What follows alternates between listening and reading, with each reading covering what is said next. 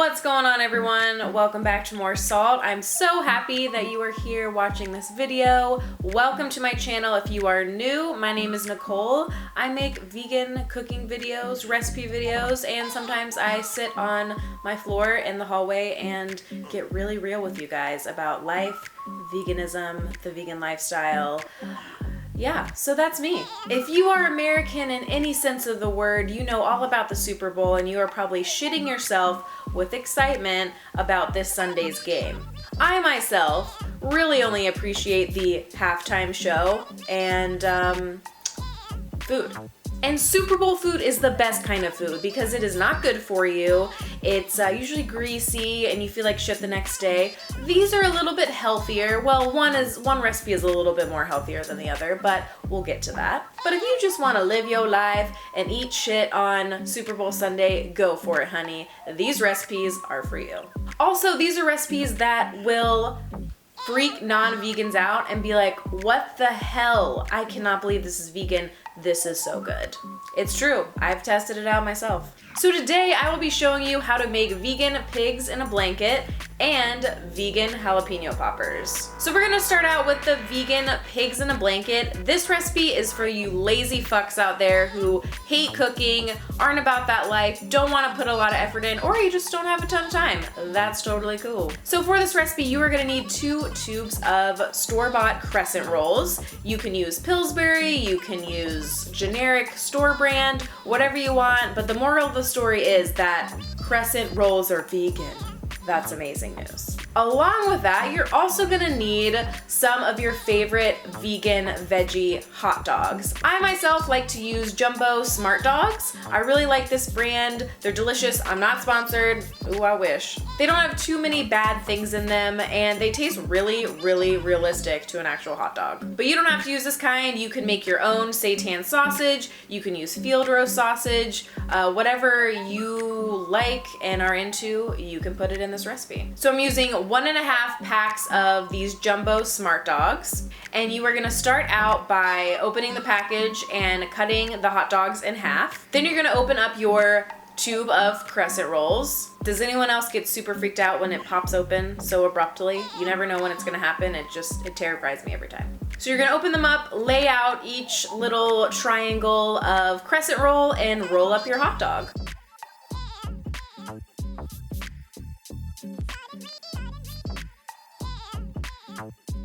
Then you can place them on a parchment paper lined baking sheet about 2 to 3 inches apart because they do expand quite a bit. And you're going to place them in the oven at 400 degrees for 10 to 12 minutes. When you have pigs in a blanket, you gotta have a dipping sauce, right? So this one is super simple and easy to make. All you need is Dijon mustard and maple syrup. If you wanna make it with a hint of spice, you can add in some sriracha or any other hot sauce that you prefer. I don't have specific measurements for this maple mustard sauce. You kind of can just fit it to whatever you like. If you like more mustardy flavor or if you like more sweetness, you can follow suit, add more maple syrup, add more mustard, add a little bit of sriracha if you want it spicy.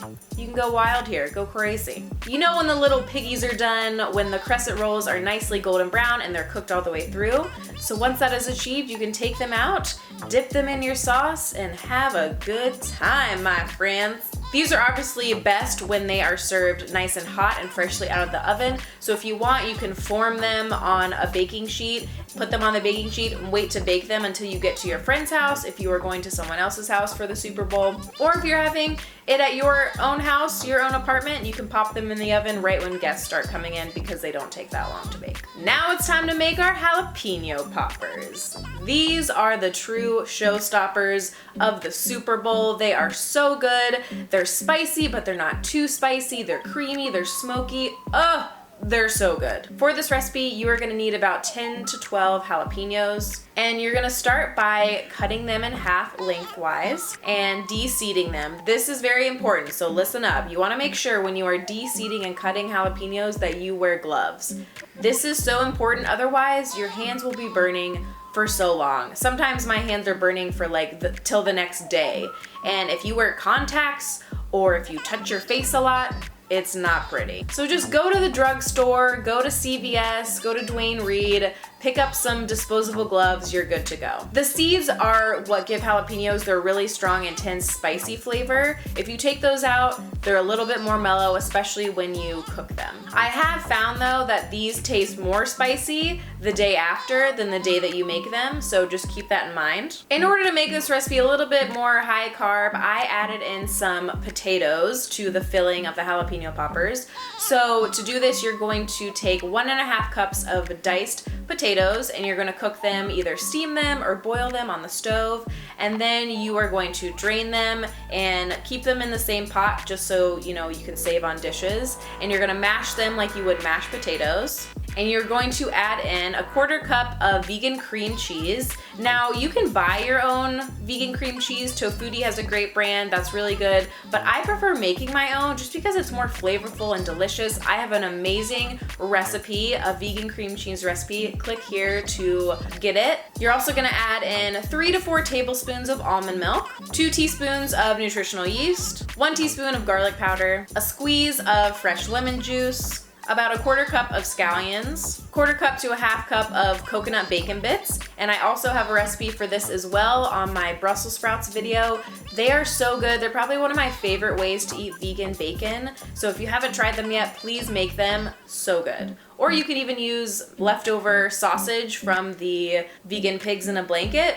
Maybe not the smart dogs would be the best, but anything that's crumbly like the field roast sausages or something like that. And then a little bit of salt, just a teeny pinch, and some freshly cracked pepper. You're gonna mash that and mix it together until it's all well incorporated. You can feel free to add in some more lemon juice, some more scallions, some more bacon bits, anything that you want, taste test, and fit it to your liking. Then you're gonna take this mixture and stuff your jalapeno poppers. You can make them as full as you want, but just know that they are gonna be a little bit too hard to handle if you overstuff them, but just stuff them enough so that people can comfortably pick them up and eat them. After your jalapenos are stuffed, you are going to dip your jalapeno poppers into some panko breadcrumbs. They will stick to the mashed potato and cream cheese mixture really nicely, and this will just add a different texture to the jalapeno poppers. It'll give it that nice crunch that you're looking for. And you're gonna place them in the oven at 375 degrees for 20 minutes. And you know we gotta have a dipping sauce to go with these, right?